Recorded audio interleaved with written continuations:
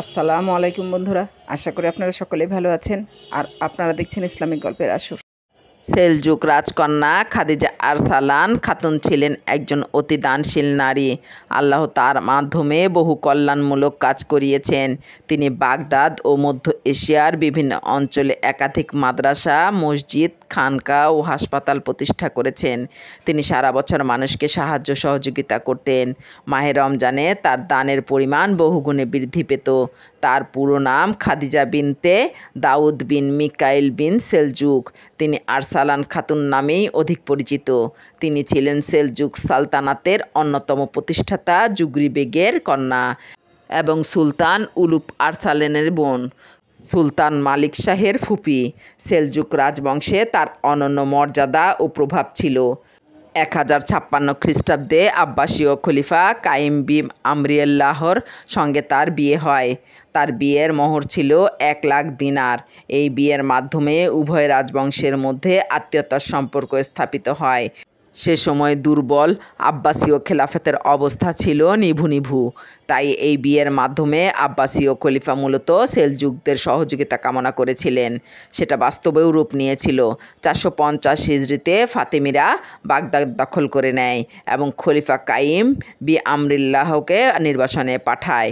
তখন সুলতান তুগরল বেগ তাকে ও তার রাজত্ব উদ্ধার করেন। খলিফা কাইম বিন আমরিল্লাহ 422 থেকে 467 হিজরি পর্যন্ত রাজত্ব করেন। 467 হিজরিতে তিনি ইন্তেকাল করেন। খাদিজা আরসালান খাতুনের ছেলে মুহাম্মদ জাকিরাতুদ্দিন এবং নাতি আবদুল্লাহ আল মুক্তাদি বিন আমরিল্লাহ পরবর্তী সময়ে খলিফা হন। অবশ্য প্রথম স্বামীর মৃত্যুর পর তিনি দ্বিতীয় স্বামী গ্রহণ করেছিলেন। খলিফা কাইম বিন আমরিল্লাহ ছিলেন একজন দিনদার গুণী শাসক। আল্লামা ইবনুল আসির তার সম্পর্কে লেখেন, তিনি ছিলেন সুন্দর চেহারা ও অবয়বের অধিকারী। তিনি একজন আল্লাহভীরু, ন্যায়পরায়ণ, দিনদার ও ইবাদতগুজার শাসক ছিলেন। তিনি সারা বছর নিয়মিত রোজা রাখতেন। আল্লাহর প্রতি তার আস্থা ও বিশ্বাস ছিল অগাধ।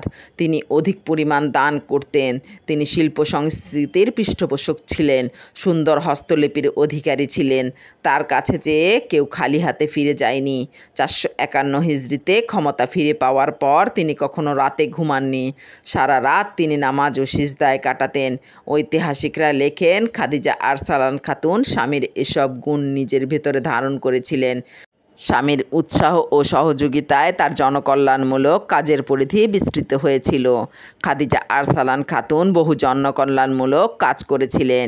মসজিদ, মাদ্রাসা, খানকা ও হাসপাতালের বাইরে তিনি রাজ্যের বিভিন্ন এলাকায় অসংখ্য কূপ খনন করে মানুষের পানির কষ্ট দূর করেন।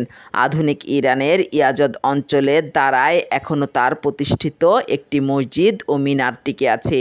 তার একটি জনকল্যাণমূলক কাজ ছিল মানুষকে নিয়মিত খাবার খাওয়ানো।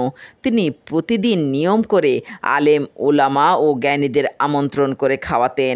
পাশাপাশি দরিদ্র অসহায় মানুষদের ভেতরও খাবার পরিবেশন করতেন।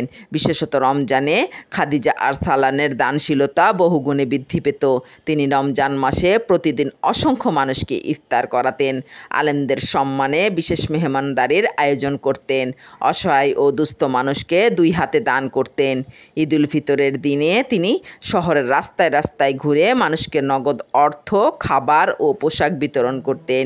এই মহিয়সী নারীর মৃত্যু সম্পর্কে সুনির্দিষ্ট কোনো তথ্য পাওয়া যায় না। তবে ধারণা করা যায় আধুনিক ইরানেই তার মৃত্যু হয় এবং এখানেই তাকে দাফন করা হয়। আল্লাহ তার কবরকে শীতল করুন, আমিন।